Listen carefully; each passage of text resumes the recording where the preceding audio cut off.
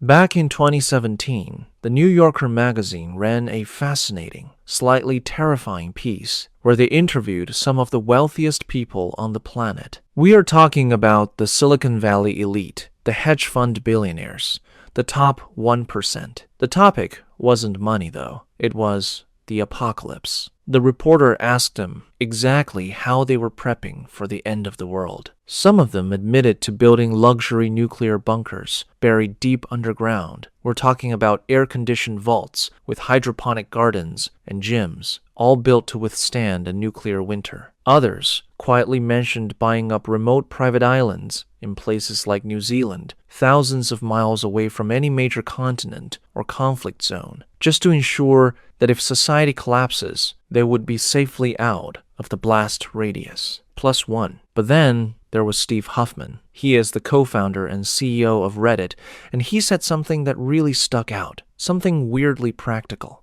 Huffman has had poor eyesight since he was a kid, but in 2015, he decided to get LASIK eye surgery. His reasoning wasn't vanity. He wasn't tired of wearing frames. He told the interviewer that he was genuinely terrified that if the world ended, he wouldn't be able to find contact lenses or glasses. Think about it. If the supply chains break, the factories stop, and you lose your glasses, you are legally blind. In a world without law, without technology, and probably full of chaos, being unable to see a threat coming from 10 feet away means you don't survive. It brings up a crazy question, doesn't it? If a tech billionaire is worried about this today, what on earth did people do with bad eyesight before glasses were invented? Plus one. Welcome back, everyone. I'm Night Question. If you're new around here, do me a favor and hit that subscribe button and ring that bell so you never miss a story. Let's be real for a second.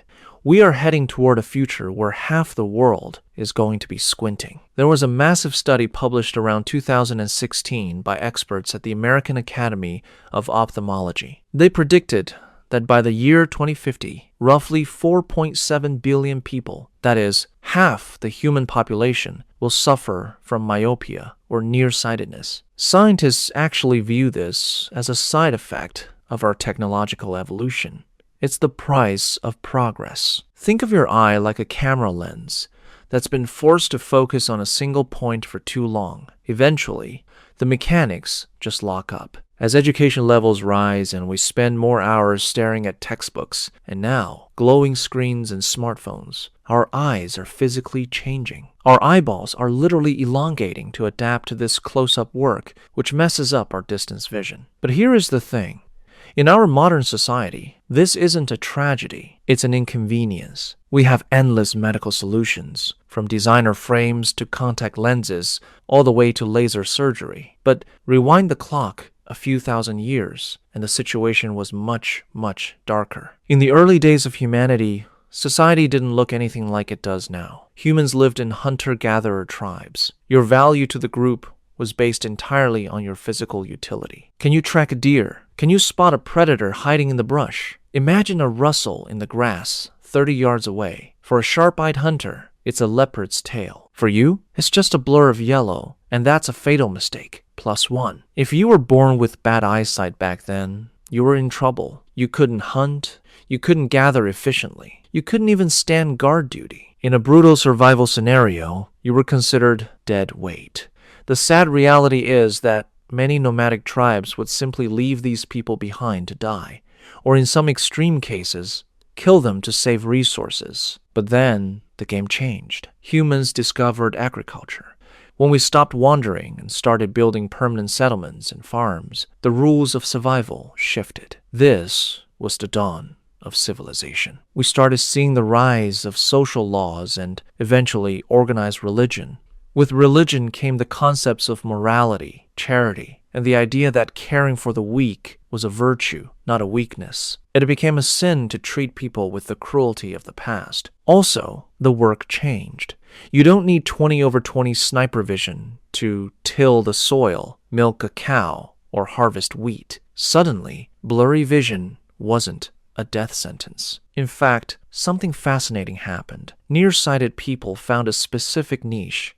While they couldn't see the horizon, they could see things up close, with incredible clarity. In the dimly lit scriptoriums and workshops of the Middle Ages, these nearsighted masters were the ones preserving history. They were the ones doing the intricate, detailed work engraving jewelry, weaving complex textiles, or writing manuscripts with their noses inches from the parchment, capturing details no one else could even see.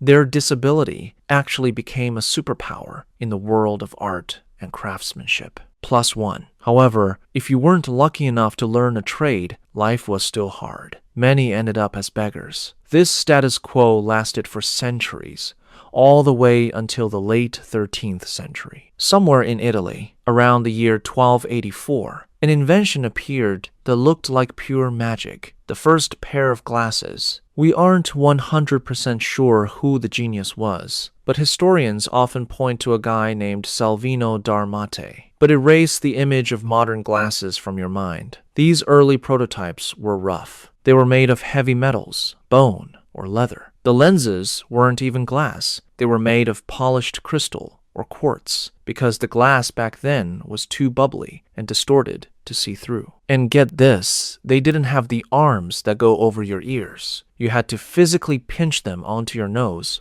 or hold them up to your face with a handle. They were heavy, fragile, and incredibly expensive.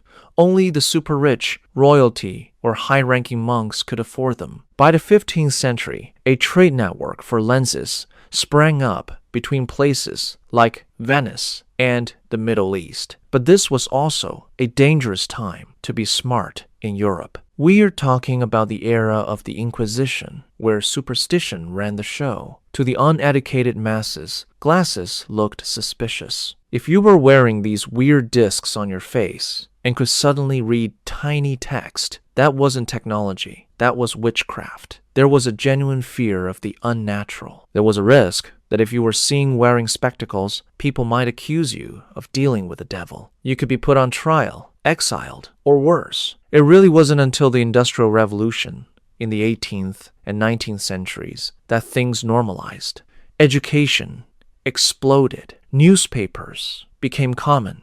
Suddenly, everyone needed to read. The stigma faded away, manufacturing improved, and glasses evolved from a weird magic trick into the essential tool we know today. It is crazy when you stop and think about it.